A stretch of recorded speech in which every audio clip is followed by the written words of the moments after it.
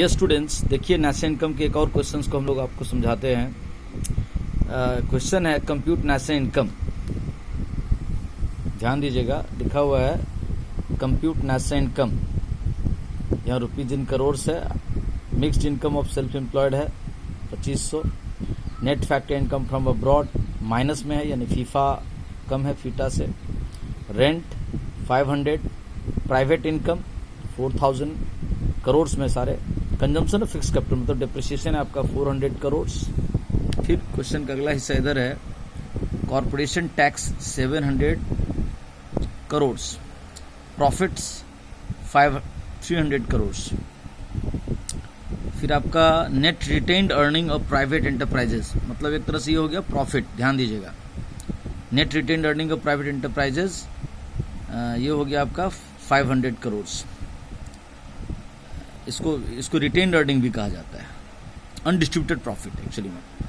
Compensation of employees 1600 crore. Net indirect tax और subsidy का difference 500 crore.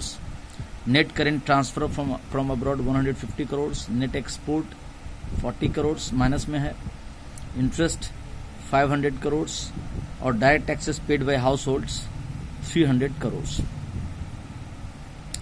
तो इसमें ध्यान देंगे, हमको दिया है कि फाइंड नेशनल इनकम, मेथड नहीं दिया हुआ है। तो इसमें जो पार्टिकुलर्स दिए हुए, जो आइटम्स दिए, उसको देख करके लग रहा है कि देखिए इसमें इनकम मेथड से ही नेशनल इनकम संभव है। एक्सपेंडिचर मेथड के लिए private consumption expenditure, government consumption expenditure, capital formation expenditure कुछ भी नहीं दिया हुआ, इसीलिए एक्सपेंडिचर मेथड ले नहीं सकते हैं।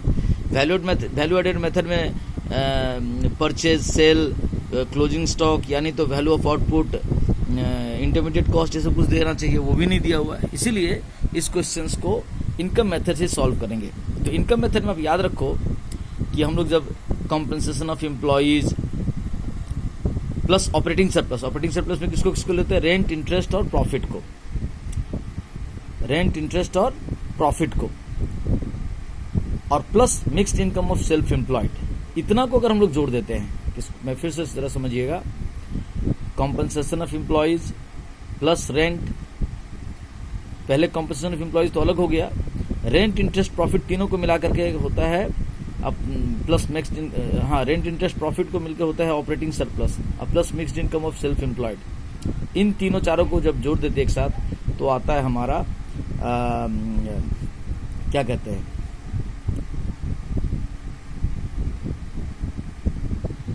Net national product at market price. तो देखिए यहां पर, सॉरी, एट फैक्टर प्राइस, क्योंकि इसमें टैक्सेस नहीं है, एट फैक्टर प्राइस है। फिर से मैं बोल रहा हूं, जरा ध्यान से देखिएगा, सुनिएगा। कॉम्पनसेशन ऑफ एम्प्लॉयज, जैसे अब यहां पे देखते हैं किसको हम लेंगे इनकम मेथड से। रेंट एक ले लेंगे, कंजम्पशन ऑफ फिक्स कैपिटल नहीं लेंगे, क्योंकि जब हम लोग रेंट लेंगे इधर से, यहाँ ध्यान दीजिए, ये mixed income of self employed लेंगे, प्लस इस प्रॉफिट को ले लेंगे। अगर ये प्रॉफिट लेंगे तो फिर ये कॉर्पोरेशन टैक्स और ये नेट रिटेन्ड अर्निंग नहीं लेंगे। कॉम्पनसेशन ऑफ एम्प्लॉयज को ले लेंगे और इंटरेस्ट को ले लेंगे। इन चारों पांचों को जब ले लेंगे तो हमारा आ जाएगा net domestic product at factor cost, NDP-FC आ जाता है। देखिए यहाँ पर कॉम्पनसेशन ऑफ एम्प्लॉयज लिया प्लस रेंट लिया, तो ये जो रेंट, इंटरेस्ट और ये प्रॉफिट है, ये तीनों को मिलाकर के ऑपरेटिंग सरप्लस होता है, plus mixed income of self employed. तो और इसको भी छोड़ दीजिए, ये जो 1, 2, 3, 4, 5 इन सभी को लिए, तभी आ गया हमारा NDP-FC, net domestic product at factor cost. अगर हमको gross domestic product at factor cost find out करने बोलता, तब फिर हमको जानते हैं वो डिप्रिसिएशन जो उधर था ना, कंजम्पशन ऑफ फिक्स कैपिटल, ये जोड़ना पड़ता। बट हमको सीधे बोला गया फाइंड नेशनल इनकम, तो इसीलिए डिप्रिसिएशन को, कंजम्पशन ऑफ फिक्स कैपिटल को छोड़ दिए, इग्नोर कर देंगे। फिर से मैं बोल रहा हूँ कि compensation of employees plus rent plus interest plus profit plus mixed income of self employed, इतने आइटम को अगर जोड़ेंगे तो क्या आएगा? NDP-FC, net domestic product at factor cost.